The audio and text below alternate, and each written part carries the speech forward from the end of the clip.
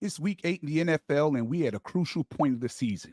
The Chargers had huge expectations going into the season, but half the way through, they have been disappointing. But if there's ever a time to get it right, it starts now on Sunday Night Football with the world watching. The Chicago Bears come to town and have been playing a lot better over the last 2 weeks without Justin Fields. But will the Bears pull off the upset? Will the Chargers finally break out and put it all together for 4 quarters? Can Brandon Staley rally the troops, or will the Chargers charger?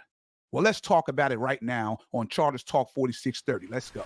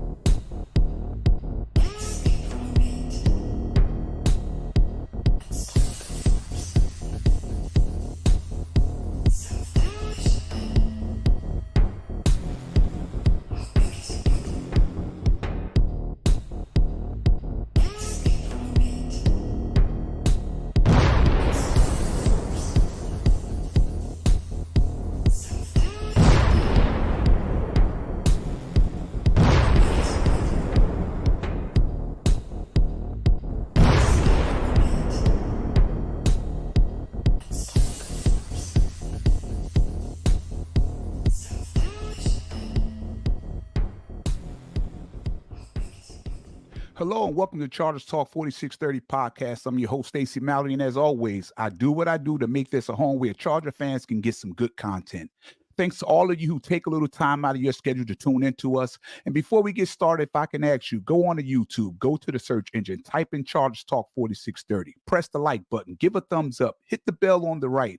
And as always, it costs you absolutely nothing to subscribe.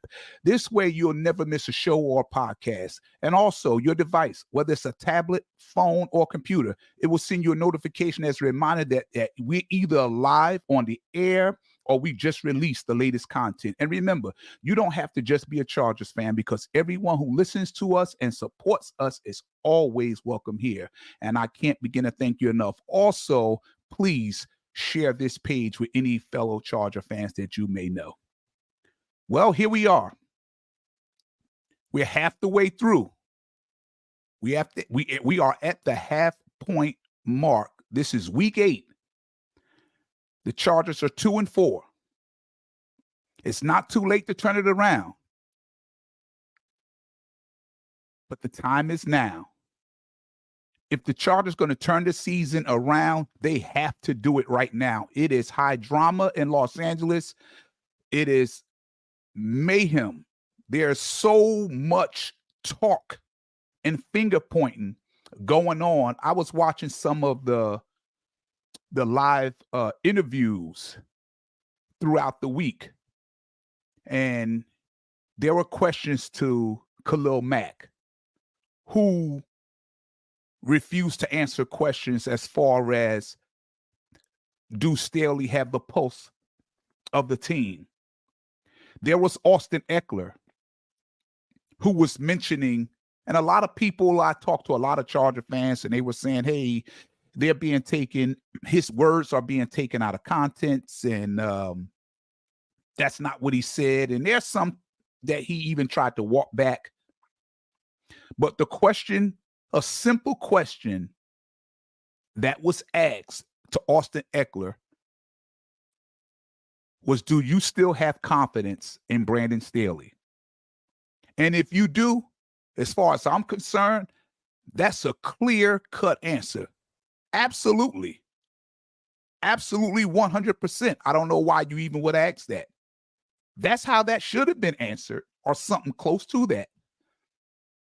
But Austin Eckler said, what choice do we have? And a lot of people is trying to, can't separate the feelings and the emotions from the reality of what's going on. Austin Eckler said a lot in his answer when he said it don't matter. It don't matter. I got to go do my job. That wasn't a vote of confidence for Brandon Staley. That gives you an idea of what the players are feeling in that locker room. Mike Davis, I saw the reporters catch up to him after a practice just yesterday. And they asked Michael Davis, what do he think of the performance that they put on the field? It wasn't a question asked to Brandon Staley. It was a question about how do you feel about how this team performed on the field against the Kansas City Chiefs. And you know what Michael Davis' answer was? Michael Davis came directly and said, we need to play man and we need to get up in people's faces because all we did was play zone. And these are his words. They are not mine. All we played in was zone. And it was the wrong defense. And some people complained about it. But Brandon Staley, being, in my opinion, the stubborn guy he is, because he want his way to work, he would not come out of zone until midway through the third quarter. And Mike Davis confirmed what we all saw. Mike Davis said, we would go in zone, and all Travis Kelce was doing was run to the middle of the field and sit there and wait for the ball and catch the ball. He just go sit in the soft spot of the zone and catch the ball. But they're playing the defense that they're being instructed by Brandon Staley. He didn't want to play man for whatever the reason. He told them strictly to stay in zone.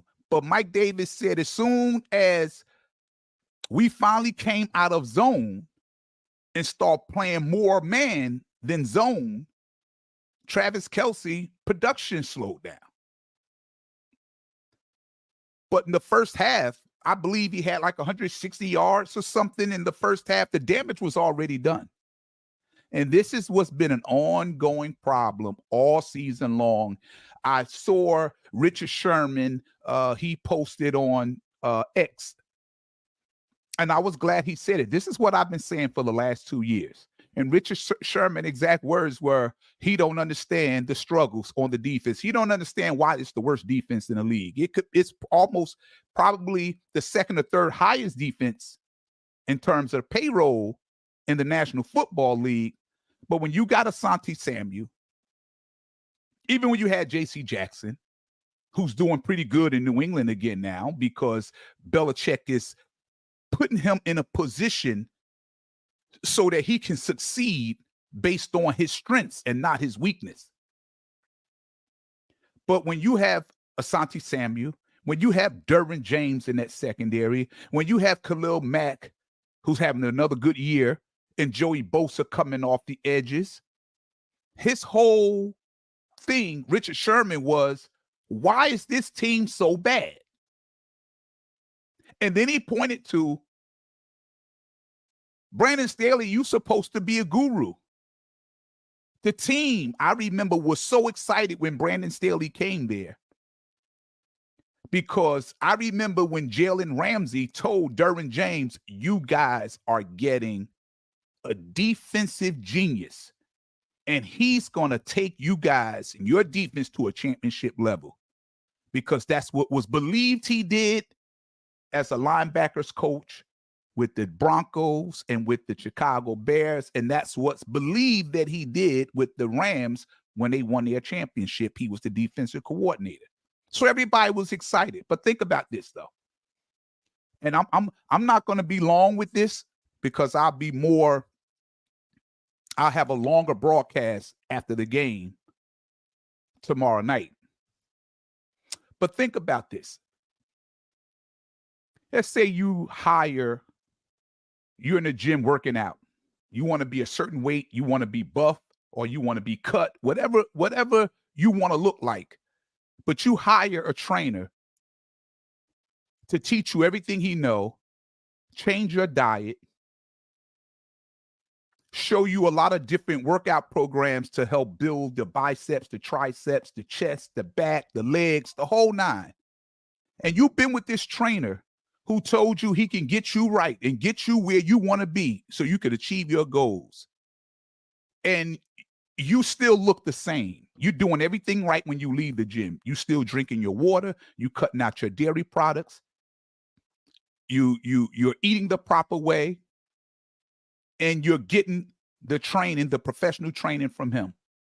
And you wonder, after 6 months, I still look the same. I don't see no definition. I don't see no cuts. I'm doing everything he's telling me to do. I'm eating the proper way, and nothing seems to be working. Yet I look over here, and this guy started training when I did, the same time that I did, and he has a trainer, and he was considerably, apologize for that, overweight, and wanted to come down and get cut. And I'm looking at this guy from the time he walked in the door with his trainer, and 6 months later, this guy is getting definition. This guy got abs are starting to show. This guy body is starting to form in the way that he wanted to look like. He's achieving his goals. And meanwhile, I'm doing everything my instructor tell me to do, and I don't see no difference. What's going to happen after a while? You're going to stop believing in that trainer. You're going to say, you know what? He don't know what he's doing, because I'm doing everything he tell me to do, but there's no transformation. There's no change in how I look. I'm going to go hire that guy. I'm doing what I'm supposed to do, but maybe what he's teaching is not working. So you kind of look, listen, the talk has been going around, did Staley lose the locker room? When you stop believing in your coach, you lost the locker room. When players are asked a direct question, do you believe in Brandon Staley? Do you still have confidence in Brandon Staley? And they dance all around it like a politician. They're telling you that's the answer right there. They can't come out and say, man, what the hell is wrong with you? How many times I got to tell you, I have total faith in Brandon Staley. Brandon Staley is our coach. He's our guy. I run through a wall. That's what you hear other people say about their coach. They're not saying that on this team about Brandon Staley. Charger fans, the ones that I talk to, wake up. Don't get caught in this fiction stuff. Deal with reality. Take your emotions and your feelings out of it. The players are telling you they don't believe in this coach anymore. And it's showing on that field. And I'm telling you, this is a huge game tomorrow night. This right here, I'm not in the locker room. No, I don't have no inside information. I'm getting my news from listening to what's coming out of the players' mouth when they give their interviews, just like you are. And I see guys that can't answer a direct question about their coach. I know what that means. It means that they feel the way we feel. They feel they're underachieving.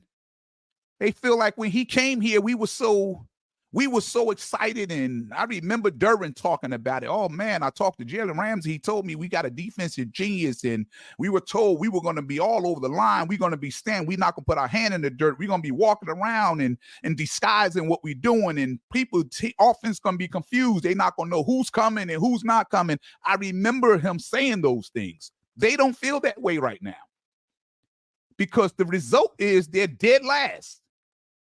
Damn near in every defensive category. They're horrible. But when you look on paper, when you see the ballers that's on this team, I'm not talking about just a name. Most of these guys have all played at a pro level already. So we know they can play in this league, and we know they could play at the highest level because we've seen them do it. That's why it was so much excitement when Brandon Staley came, because everybody thought now what we saw in Denver with their defense, what we saw in Chicago with their defense, and what we saw with the Rams when he was there, now you're going to see that we are finally going to have a defense to go along with Justin Herbert. It didn't happen. The schemes are not working. These guys, and you guys know this, y'all watch the same game I do. They are always out of position. People are catching balls wide open with no one within 5 yards of them. We see it every week. You guys know that. You see it. This defense is bad, man. But I'm going to say this. I'm going to end on a positive note instead of a negative note. Because I've been bashing Brandon Staley since I started this podcast because, hey, I haven't been given nothing good to say. Every week, it's the same thing, week after week, year after year. It's the same thing. And when he give us something positive to talk about, then we can talk about positive things, at least on my podcast. And we haven't been given that yet. We're falling short. No more excuses. We're fed up as a fan base. We want to win. Guys, I'm not anybody's enemy. I know that we may have different opinions and different views and see things different, and I'm older and some of you guys are younger, so I've been through a lot more heartache and pain and disappointment than a lot of you guys, so you're not, sometimes don't see eye to eye with how I view things. But I know one thing we got in common. We all want to win. We want to win. And there are no guarantees. The Chicago Bears have been really good ball the last 2 weeks. And that's shocking without Justin Fields. So we know on any given day in the National Football League, hell, for any sport, the worst team can beat the best team on any given day. So there's no guarantees there. Now we're going to, but I'm going to say this to end off on a positive note. Brandon Staley, you taking a lot of heat. And it was deserving. Which long as you the powder blue and gold, I'm rocking with you. It's fair to criticize your coaching ability, you know, when you're calling the wrong defense and you're playing zone. It's fair. I'm not criticizing you as a man or your character. I'm just talking about your coaching skills, and that's fair. You're probably a great man. But this is a league that's all about production. And when people don't produce, they end up leaving, being forced to leave. So I'm going to end on a positive note and say this. I have so much belief and love. As bad as things have gotten, the season is not a waste yet. It's 2-4. If we go 2-5, we're not going to make the playoffs. The hole is going to be too deep, and there's a lot of good teams in the AFC. A lot. It will hurt us from making a wild card. Forget about the division if we go 2-5. With all this that's riding, with Staley's seat on fire, on fire, like devil hot. That's how hot his seat is right now. You can't lose this game. Of course, I can't guarantee anything because there are no guarantees. But I must say this based on my experience for all the years of following this team and following just football and sports altogether. I still know what this team got on paper. I still know this team can ball at any time if they put it together for 4 quarters. This could be a dangerous team because they got the talent. They got the talent. I see what the Houston Texans are doing, how they're looking. I see how the Jacksonville Jaguars is doing. And when you look at them on paper, we should be a more talented team. We are on paper. But the results on the field and the way that they're playing and the schemes that the way the coaches are scheming them to have success, that's what we're missing. But I'm going to say this Sunday night. Brandon Staley, I need you to be at your best. I need you to coach your ass off this Sunday because everything matters. As bad as I believe that you're not the guy for the job from what I've seen for 3 years, what you put on paper, I'm still rooting for you because you're wearing the gold and the powder blue. And as long as you're employed by the Chargers, I'm going to root for you to succeed, because if you succeed, we succeed together as a team and as a fan base. If you don't succeed, yeah, we could go through this coaching change and a whole nine, but the reality of it is another lost season, and I don't want that. So I'm saying for 4 quarters, guys, ball out. Derwin James, Khalil, Bosa, Mike Davis. Ball out, guys. This is a team that going into the season, I would have thought we would blow them out. It would be a blowout when we play, because I didn't think they were a good team. But yet we sitting here that this game means everything in terms of playoff hopes. So I'm saying I'm going to go out on the limb. I could be wrong. No guarantees.